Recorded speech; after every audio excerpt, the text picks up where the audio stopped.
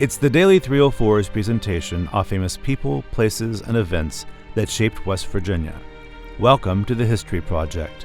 Today we take a look at Frank Keeney and the Paint Creek and Cabin Creek strikes in Part 3 of the West Virginia Mine Wars.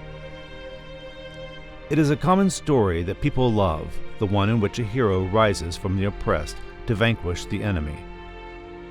This story played out many times in West Virginia's southern coalfields, and the first among such heroes was Frank Keeney, who was born in Cabin Creek in 1882.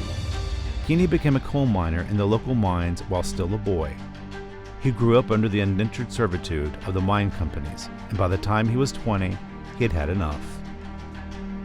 In 1912, he led the miners of Paint Creek and Cabin Creek to strike.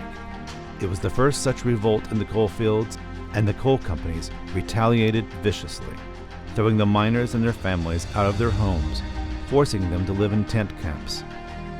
They then hired baldwin-felts detectives who acted as de facto police on the coal town streets, but, even worse, sprayed the miners' tent cities with gunfire.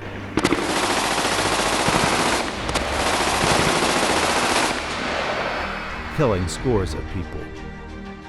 Keeney led such a rebellion that the governor declared martial law in Kanawha County. But eventually, he and the miners won out.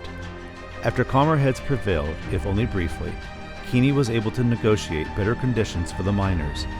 He became president of the local union and continued to be their voice as their struggle lasted another 8 years. After a disagreement with UMWA boss John L. Lewis, he formed his own union and gained 20,000 miners, but it collapsed financially after 2 years. Frank Keeney died in Charleston at the ripe old age of 88, and he is remembered in West Virginia as the hero who rose from among the miners, making his voice the mine war's first cry in the wilderness.